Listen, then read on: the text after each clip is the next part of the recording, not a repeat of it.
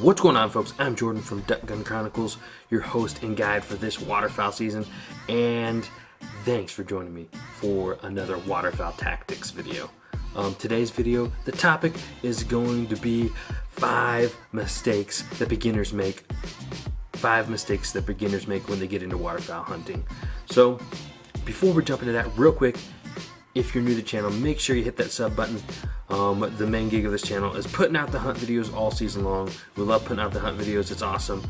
We get out there as much as we can, from Michigan to Indiana. We got big plans all the way out to Kansas. We're going to be hunting all over the place this year. So make sure you stay tuned for that.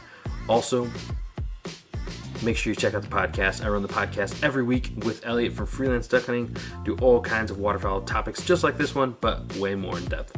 All right, let's jump into the video. So, 5 mistakes. The 5 mistakes that beginners make when they get into waterfowl hunting. The first one is shot selection.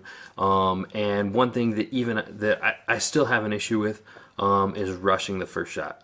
A lot of times I miss my first shot and it's just due to rushing it. So the second shot seems a lot more lethal just because I'm hitting it more often. So first shot, just make sure you take your time on it. Make sure you get your shot right on the bird, because honestly, rushing that first shot to get to the third shot, really the third shot seems to be kind of the least important shot. So make sure you get a really good first shot.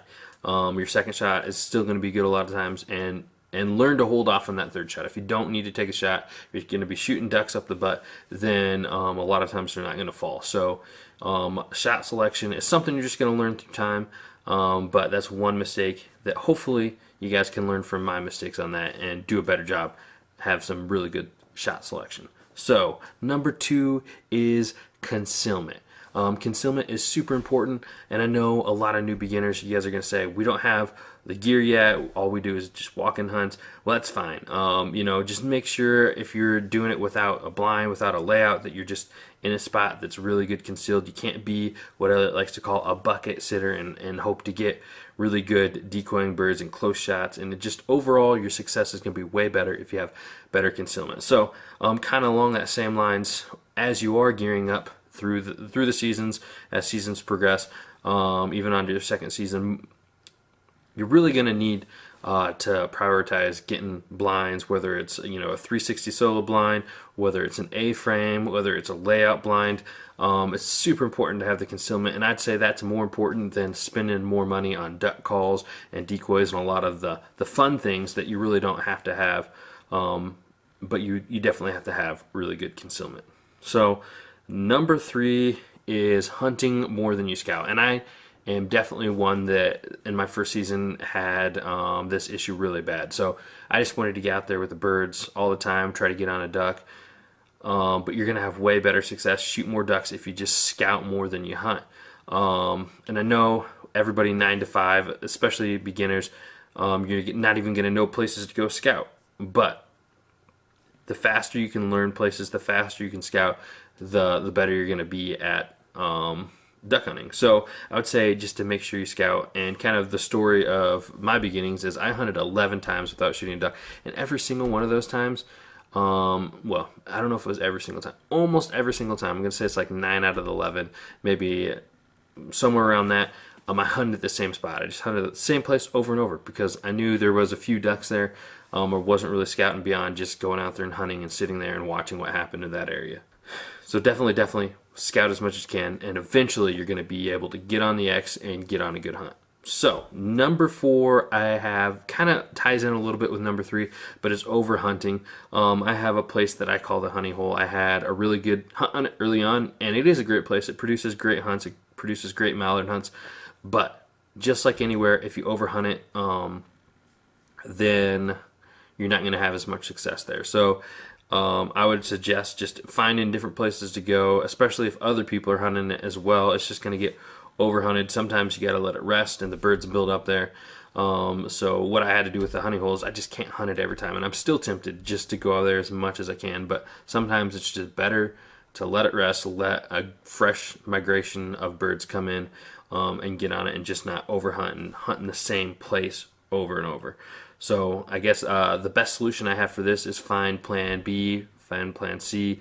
And when you've kind of had a stale area that you've been hunting over and over, opposed to doing that, try out some of these new places you haven't gone to, just trying to figure things out. For me, it's all about the long game. I've been hunting for a short time, but I got a long time ahead of me. I got seasons and seasons and seasons.